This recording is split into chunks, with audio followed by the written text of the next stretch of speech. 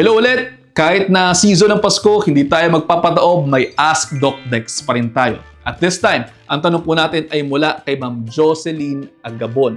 Ang sabi niya, nagpadala siya ng messages sa atin. Sabi niya, magandang gabi, Doktor. Ano po bang gamot para sa hindi makapagbawas? Good question. Maraming ganyan ngayong panahon na to. Ito na ang sabi ni Doc.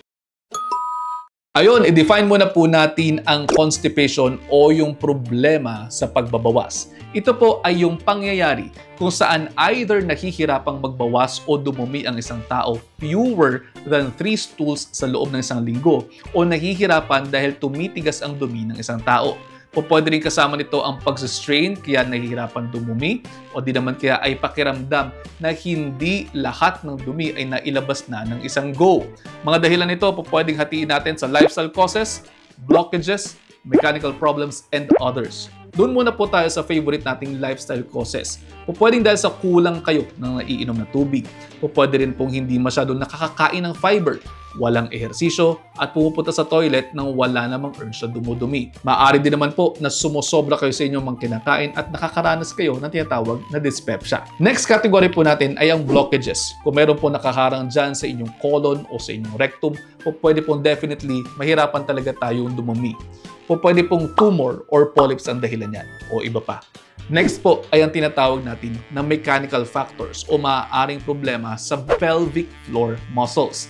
Kapag hindi kasi nakaka-relax ng ayos ang muscles na yan o kulang yung coordination ng muscles, po pwede pong magdulot ng pangmatagalang constipation. Ngayon naman, dun po tayo sa other causes. Po pwede pong dahil sa diabetes, nerve dysfunction, hyperthyroidism, Parkinson's disease, irritable bowel syndrome, or pregnancy. Kaya naman po kapag kaganyan, mayroong mga bagay na po pwedeng gawin para ma-prevent ito. Una, kumain po ng mas maraming high-fiber foods kasama dyan gulay, prutas at whole grains. Umiwas sa mga processed foods lalo na sa mga panahon na to. Uminom ng maraming tubig, maging physically active pa rin at mag-ehersisyo regularly. Huwag nyo na rin pong masyadong tiisin ang inyong pagdumi at mas mainam na kung mayroon kayong regular schedule ng pagdumi, usually or especially after eating breakfast. Pansinin nyo rin po, mas masaya ang araw na magdadaan kapag kayo ay nakapag-pass na ng stool sa umaga.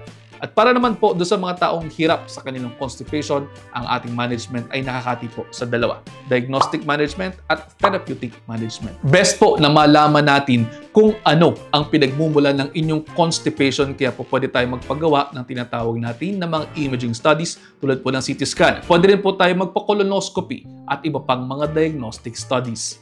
Sa therapeutic management naman po natin, po pwede tayong magbigay ng mga stool softeners tulad po ng mga laxatives natin. Po pwedeng mga fiber supplements para makapag-retain ng fluid yung stool. Kaya naman magiging softer at mas magiging madaling ilabas o di naman kaya ay mas magpapas kayo ng stool.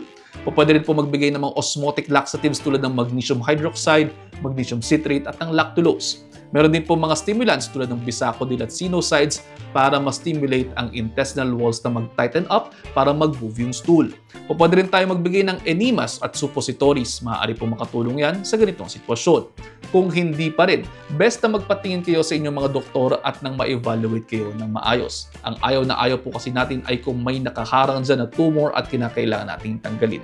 Best na makita agad para ma-manage din agad-agad. At paano? Hanggang dito na lamang muna. Sana po may natutunan kayo. Kung mayroon man, makikishare sa inyong mga kaibigan. Baka sakaling mas marami pa tayong matulungan. Mag-follow ka na rin. Baka iyong nakalilimutan. See you the next time. Ingat.